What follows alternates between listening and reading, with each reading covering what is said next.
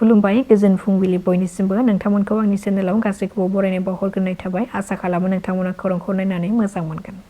औवानि दालांनिफ्राय दैमायाव गलांनानै सासे गु थाखोआव फरायबाय थानाय हिन्जावसाया अबथिरायै जिउ खहा जादों। मिथिनो हानाय बादिब्ला मैया फुंनि समाव नगावनि सोरखारि बालिका हाइ स्कुलनि फरायसा खुसि खस मुंनि सासे फरायसाया दैमा बारनो नाजानाय समावनो दालांनिफ्राय गलांनानै जिउ खहा जादों होननानै मिथिहोदों। जाथाय जानाय खौरांखौ मोननायनि उनाव दैयाव गलांनाय फरायसुलिखौ नागिरनानै गंसे देहा फाहामसालियाव फाहामथायनि थाखाय लांनाय जादोंमोनब्लाबो नाथाय डक्टरा थैबाय होननानै फोसावो। नाथाय बे थैनाय जाथाया दासिमबो रोखा जायाखै मानोना फरायसाया गाव हारसिङै दैयाव गलांदोंना गाव हारसिङै बाज्रुमनानै जिउ फोजोबनायनिबो सन्देह खालामनाय जादों। बारहुंखाजों गोबां सिलिंखार जालांनाय नखराव थांनानै खौरां लाहैदों बिटिसिनि एमब्रबिराम नार्जारी बिथाङा गिख्रंथाव बारहुंखाजों सिलिंखार जालांनाय कसुगाव ओनसोलनि दाब दाब गामिफ्राव सुग्लाद लाहैनायजों लोगोसे आसाम सोरखार आरो बिटिसि सोरखारनिफ्राय खहा जानायफोरखौ सुफुंथाय होनायनिबो राहा लागोन होननानै रादाय होदों।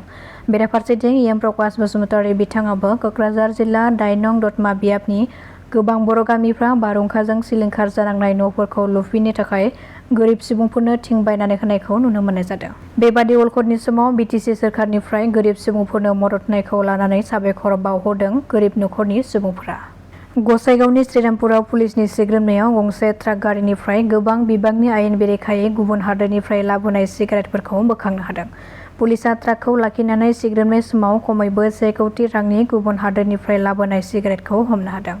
औवाजों आबुङै बुंफबनाय गंसे ट्राक गारिनिफ्राय मोनसे एरसो खोमाग्रा खथानिफ्राय बेफोर सिगारेटखौ बोखांनो हादों आरो ट्राक सालायगिरि मकसुदा आहमेद मुंनि उत्तर प्रदेशनि सासे सुबुंखौबो पुलिसआ एरेस्ट खालामनो हादों। परबतजरानि डिएफअ अबिनाश बसुमतारीया 2 लाख रां घुस लानायनि दायाव एन्टि कारापसन भिजिलेन्स टीमजों खाजादों। 2 लाख रां घुस लानाय समावनो मोगा-मोगि जानानै खाजादों डिएफअ अबिनाश बसुमतारीया। कक्राझाराव फिन आरोबाव लाभ जेहादनि जाथायखौ लानानै दुंहाव थासारि। मिथिनो मोननाय बादिब्ला कक्राझार जिल्लानि दलमारा ओनसोलाव जानाय मोनसे जाथायखौ लानानै ओनसोलाव मोनसे दुंहाव थासारि सोमजिदों। আহিदुल शेख मुंनि सासे लाइमोना आदिबासि हारिनि सानै गथ'नि बिमाखौ खावनानै लांनाय जाथाया ओनसोल नाङैनो मोनसे गोख्रों फिनजाथाय सोमजिखांहोदों। बे जाथायनि सोमोन्दै सालाकाटि पुलिस थानायाव एफआइआर होनाय जादोंमोनब्लाबो पुलिसआ जेबो राहा लायाखै होननानै आसानि दैदेनगिरि आरो नखरनि सोद्रोमाफ्रा गोख्रों अजद होदों। बे जाथायनि थार बिजिरनाय मोननांगौनि दाबिजों थांनाय मंगलबारखालि आदिबासि फरायसा आफादा दलमारानि लामाखौ होथेनानै गोख्रों सोमावसारनायखौ दिन्थिफुंदों।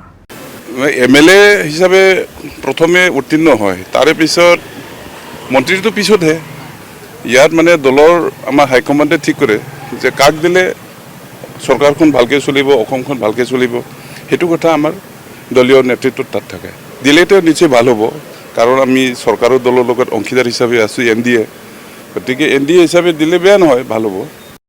দুটাও বিভাগ ময়ে চাইছিলোঁ অলপ তো আছে আইডিয়াটো তাৰ কাৰণে আজি ৰিভিউ কৰিম কি আছে কি নাই তেনেকৈ কাম আৰম্ভ কৰি যাম আৰু এই ক্ষেত্ৰত মই চিন্তা কৰিম যেহেতু আপোনালোকে কৈছে আগতো তেনেকৈ শুনিছিলোঁ মই আৰু মোৰ সময়ত জাষ্ট ইনাগুৰেশ্যন হৈছিলে PM যি ইলেক্ট্ৰিক বাছ তো যেহেতু বাছৰ সংখ্যা বাঢ়ি গ'ল চাগে তাৰ কাৰণে আৰু এই ডিপাৰ্টমেণ্টটো লগ কৰিব আমিওতো আৰু চিটিখনত যদি তেনেকুৱা বাছ দিয়াৰ পিছত যদি ট্ৰেফিক জামহে বাঢ়ে এইটোতো কেতিয়াও হ'ব নোৱাৰে। এতিয়াতো চৰকাৰীভাৱে ইতিমধ্যে নিৰ্দেশন আহি গ'ল আমাৰ মুখ্যমন্ত্ৰী ডাঙৰীয়াৰ কনভয় আৰু জিলাবিলাকত যি ভিজিট কৰা এইবিলাকতো কমাই দিলে আৰু বাকী ডিপাৰ্টমেণ্টেল যিখিনি মেল মিটিং এইবিলাকো অনলাইন যোগেহে কৰিব দিছে। তো ঠিক তেনেকৈ বাকী ৰাইজসকল যিহেতু পেট্ৰল ডিজেলৰ দাম বাঢ়িছে তো ৰাইজে নিশ্চয় এই বিষয়ত অলপ হ'লেও চিন্তা কৰিব ঠিক তেনেকৈ আগত যেনেকৈ প্ৰাইভেট গাড়ী ইউজ কৰিছিল এতিয়া এই সময়ত অলপ কমাব লাগিব। এতিয়ালৈকে আমি বহা নাই আমি চিন্তা চৰ্চা কৰিম আৰু ইয়াত সন্মানীয় মুখ্যমন্ত্ৰী ডাঙৰীয়াৰ নিৰ্দেশ থাকিব যেহেতু যোৱাকালি অফিচ লৈছোঁ আজিৰ পৰাহে অলপ এই বিষয়ত মই অলপ সোমাম।